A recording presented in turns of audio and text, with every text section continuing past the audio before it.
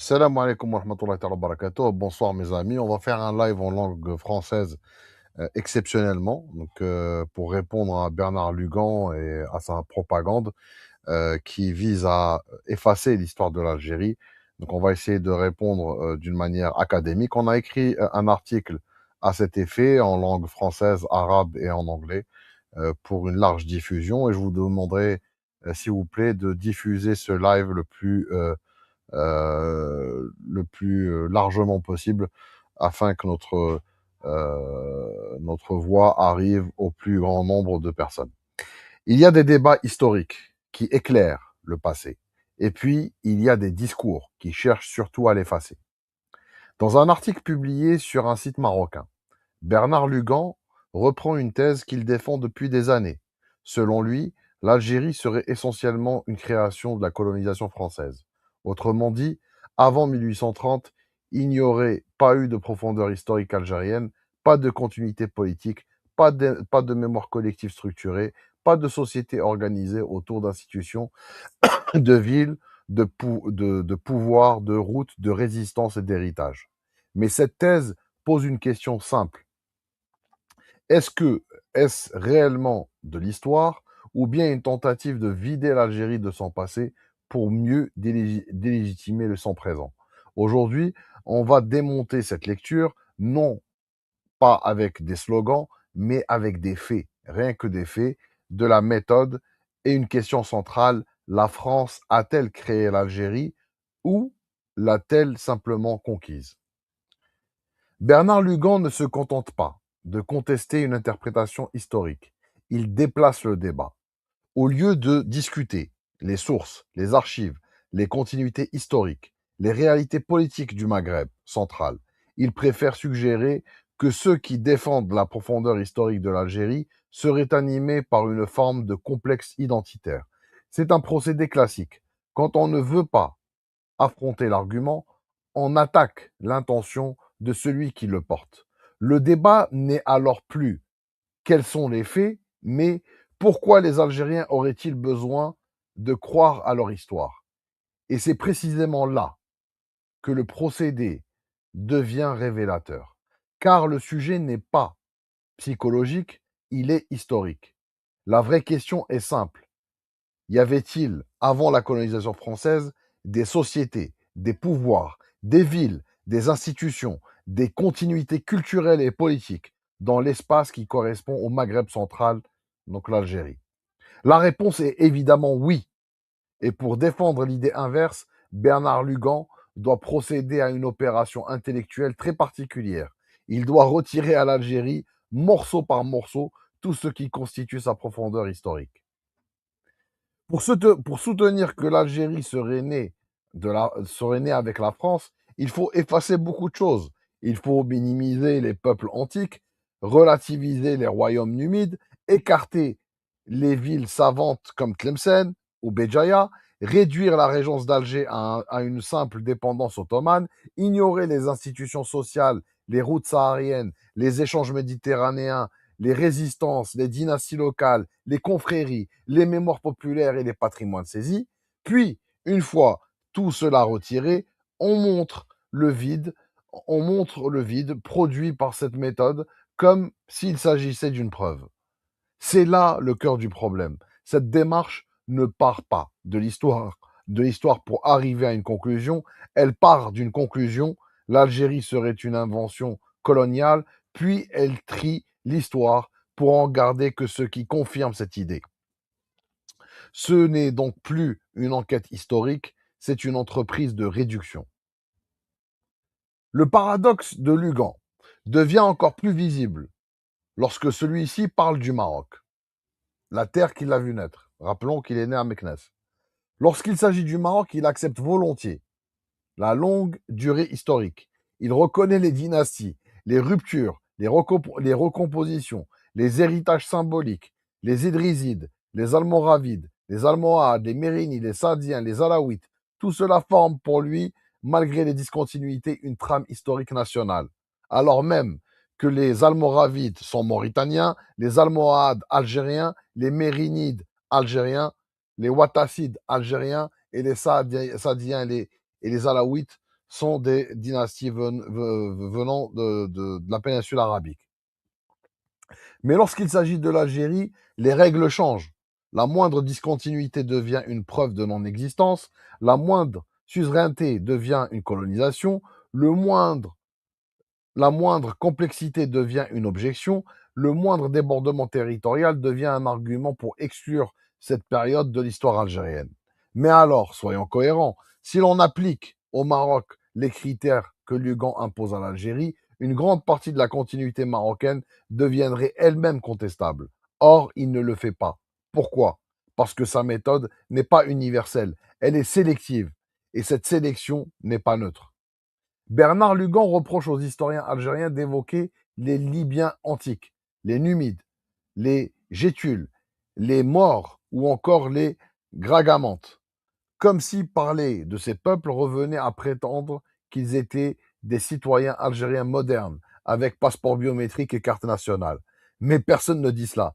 Le sujet est ailleurs. Il s'agit de longue durée historique. Il s'agit de continuité libico-berbère. Il s'agit de structures culturelles, des peuplements, des espaces de circulation, des foyers politiques de l'Afrique du Nord ancienne.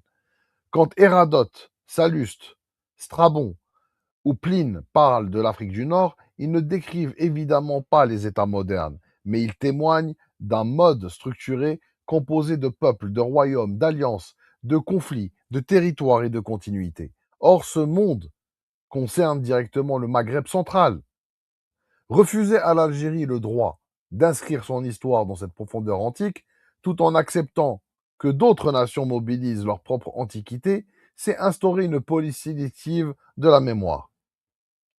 Prenons par exemple Massinissa, prenons Juba II. Le royaume ne correspondait pas aux frontières actuelles de l'Algérie. Il débordait largement les cartes modernes.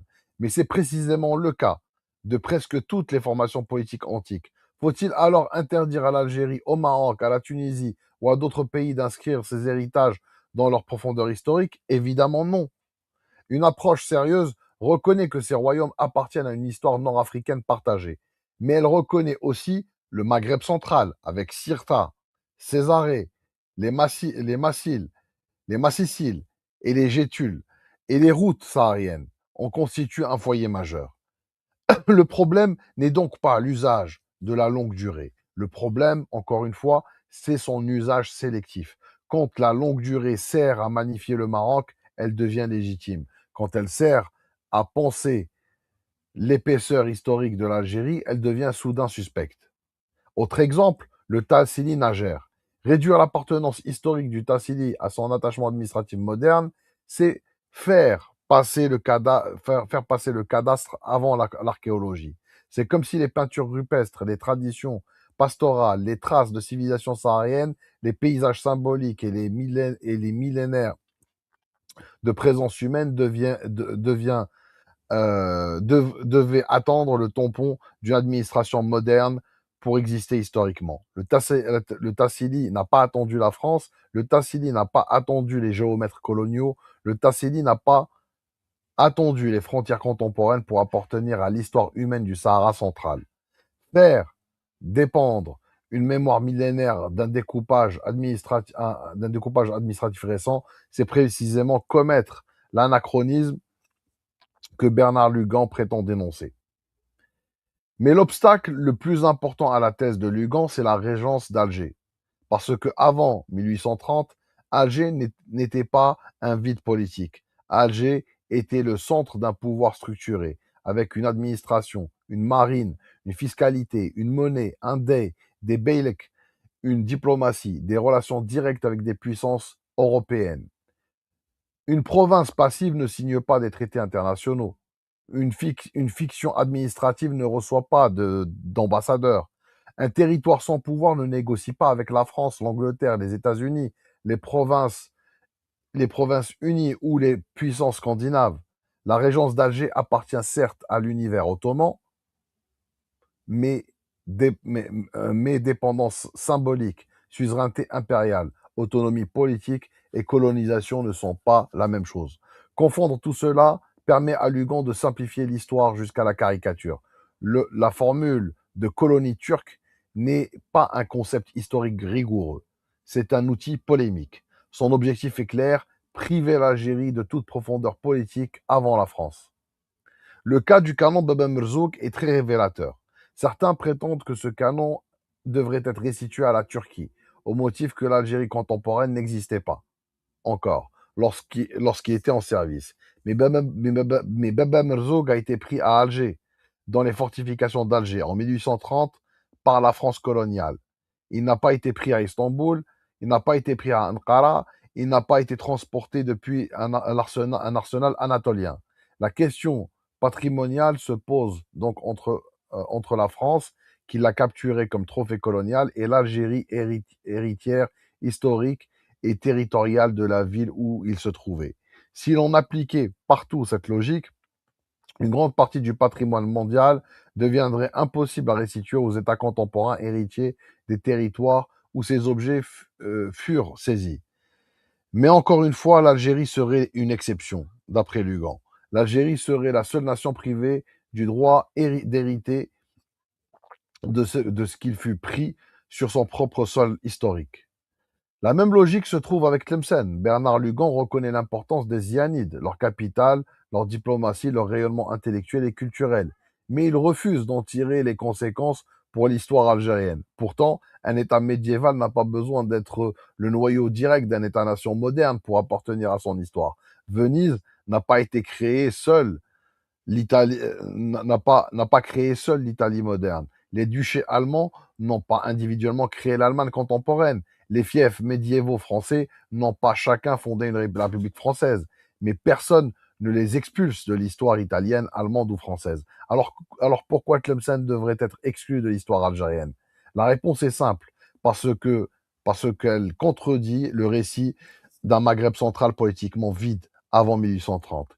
Et ce qui vaut pour Tlemcen vaut aussi pour Koukou, pour les Belkadi, pour les réseaux savants, les lignages religieux, les alliances locales et les formes d'autorité enracinées dans la société algérienne précoloniale. L'Algérie d'avant la colonisation n'est pas un désert politique. C'est un espace vivant, complexe, structuré, traversé par des pouvoirs, des solidarités, des rivalités et des institutions. Voici le point central. Bernard Lugan confond conquête et création. La France a conquis l'Algérie. Elle l'a administrée. Elle l'a redessinée. Elle l'a violentée. Elle l'a exploitée. Elle l'a transformée. Mais elle ne l'a pas créée. La France n'a pas créé les Numides. Elle n'a pas créé Tlemcen. Elle n'a pas créé Alger. Elle n'a pas créé le Tassili Nadjer. Elle n'a pas créé les routes sahariennes. Elle n'a pas créé la régence d'Alger. Elle n'a pas créé les Beylik. Elle n'a pas créé les résistances. Et elle n'a pas créé les mémoires algériennes. La France n'a pas bâti une maison vide. Elle est entrée par la force dans une maison ancienne. Elle a changé les serrures, elle a rebaptisé les pièces, elle a déplacé les occupants, elle a saisi les biens, puis elle a prétendu en être l'architecte. Mais transformer une maison ne signifie pas l'avoir construite. C'est toute la différence entre domination coloniale et naissance historique. L'histoire de l'Algérie est une histoire blessée. Elle porte les traces de la conquête, des spoliations, des enfumades, des massacres, des déplacements de population, des destructions matérielles et des falsifications du passé. Mais elle est aussi un réservoir de dignité. Elle porte la mémoire des peuples antiques, des royaumes numides, des villes savantes, des traditions spirituelles, des résistances populaires, de l'émir Abdelkader, de Fatma, de Lella Fatma Nsoumer, de novembre 54 et d'une guerre de libération qui a marqué l'histoire du XXe siècle. L'Algérie n'est pas seulement un territoire, c'est une profondeur historique. Et c'est précisément cette profondeur que certains discours cherchent encore à réduire, contester ou délégitimer. Il est parfaitement légitime de critiquer l'État algérien. Il est légitime de débattre de son récit national. Il est aussi légitime de discuter des interprétations historiques. Mais lorsque la critique devient une entreprise de délégitimisation de l'existence historique de la nation algérienne, on se trouve plus seulement dans le débat savant, on entre dans le prolongement d'une nostalgie politique. L'Algérie indépendante existe depuis 62. Elle siège aux Nations Unies. Elle exerce sa souveraineté sur un territoire reconnu. Elle est un acteur majeur en Afrique, dans le monde arabe et en Méditerranée. L'Algérie française a totalement disparu. Elle est, et peut-être Le fond du problème est là.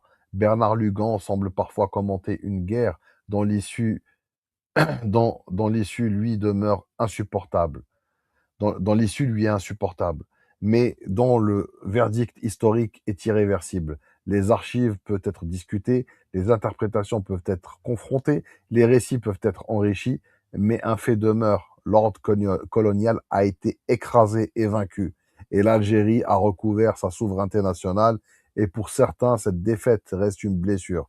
Pour les Algériens, elle est l'un des fondements de leur mémoire nationale.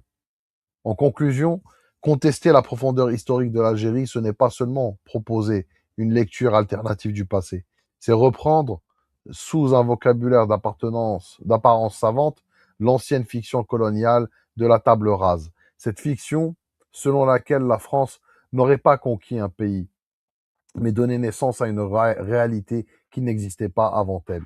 Mais cette thèse ne résiste ni au peuple antique, ni aux royaumes médiévaux, ni à Tlemcen, ni à Béjaïa, ni à la régence d'Alger, ni aux institutions précoloniales, ni aux routes sahariennes, ni au patrimoine saisi, ni aux résistances, ni à la libération, à la guerre de libération nationale.